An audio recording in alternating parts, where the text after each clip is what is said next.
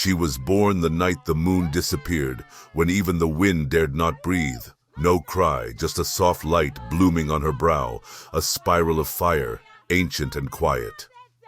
The animals gathered outside, not in fear, but in awe. Gĩkũyũ and Mũmbi stood in silence, for this child carried something none of the others did. That night the hearth flame danced higher, listening, and deep in the dark, the elder women of Kamuyu whispered, "She has come, the one who carries the hidden fire."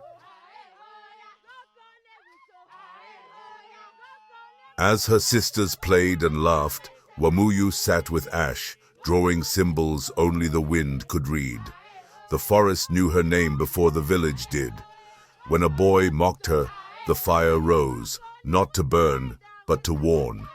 Elders watched from shadows, uncertain whether she was gift or threat. And though Mũmbi said nothing, her eyes held both pride and fear, for a girl whose silence spoke louder than thunder. She warned them, 7 nights of sunless sky, rivers rising like anger. They laughed until the sickness came. She healed a child with a touch, and still they turned on her. She causes what she cures, they said. And when her own cousin cast the first stone, she stood still.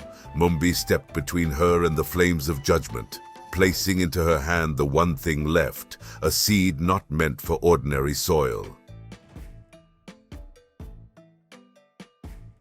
They sent her into Ndugiri, the forest where even elders would not step. But exile for her was not ending, it was becoming. The wolves bowed, the trees parted. She dreamt of 9 watchers, and one marked her again with fire. When she rose, she was no longer a girl of ash and whispers. She was flame that walked, her staff alive, her path clear.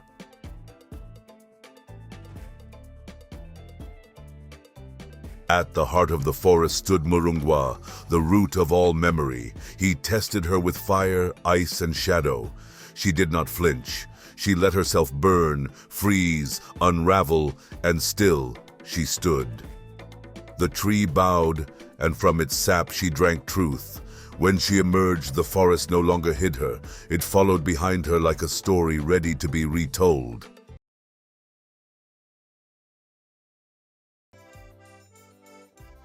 The land cried. Crops failed, children hungered, and in desperation, Mũmbi sang the old song.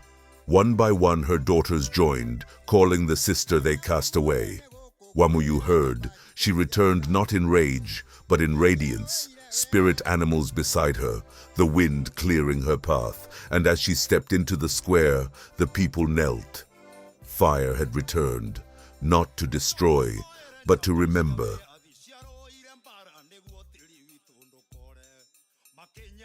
At dawn she planted the seed.